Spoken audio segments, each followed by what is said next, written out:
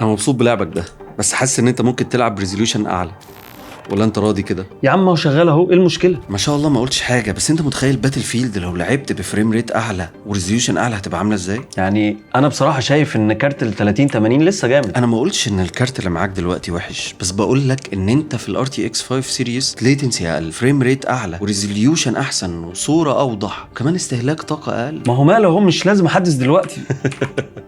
انت مش كل شويه بتقعد تشتكي ان الجهاز بياخد وقت طويل قوي من ساعه ما بدات تعمل فيديوهات عندك، بالذات لما بقى معاك كاميرا سينما؟ شفت اديني دلوقتي انت ممكن تاخد نص الوقت ده تقريبا، فهتستفاد بيه وتلعب وقت ازيد.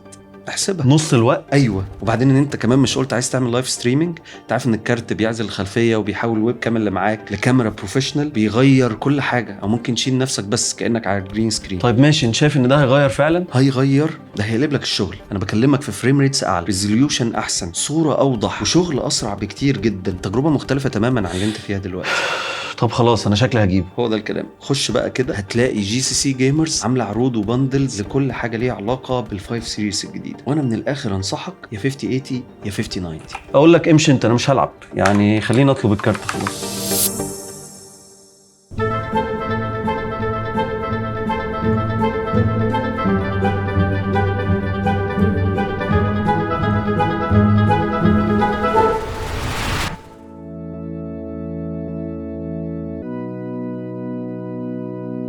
انا جيت علشان شفت على جي سي سي جيمرز ان في عروض كتير للجي بي يوز بتاعت انفيديا.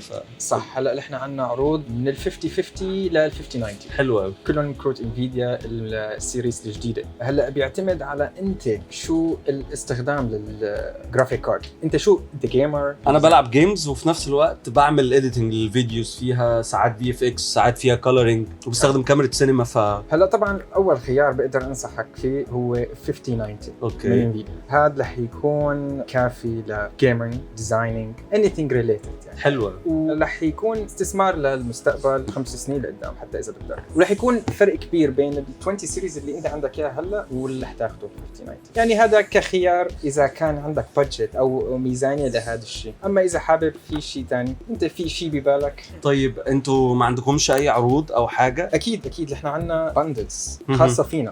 بنستخدم كروت انفيديا فيها. تمام. حسب اذا انت حابب انتل، حابب اي ام دي، فممكن نعمل لك كاستم بي سي بالسبيكس اللي انت بتفيدك او اللي انت بتكفيك لشغلك. أوكي. فهذا الشيء بيعتمد على صراحه انت شو رح تستخدم البي سي. طب خليني اشوف ال 5090. انا تحمست بصراحه. هلا في اكثر من براند لل 5090. احنا بالمناسبه اوفيشال ريسيلر لاكثر من براند، اولهم ازوس، ام اس اي، جيجا بايت اند زوتا، كلهم انفيديا طبعا. الاختلاف بيناتهم هو فقط الشكل والكولينج، وطبعا بعض الفيتشرز بالسوفت وير. اوكي. هلا في عندي ايسوس. انت شكلك متحمس للازوس. شكله انت مستخدم ازوس قبل هلا. دي اوكي. هلا ازوس صراحه هي عندهم اكثر من موديل. في اللي هو اعلى شيء الاسترا من ال 50 سيريز. خلينا نشوف الاسترا. اوكي 59.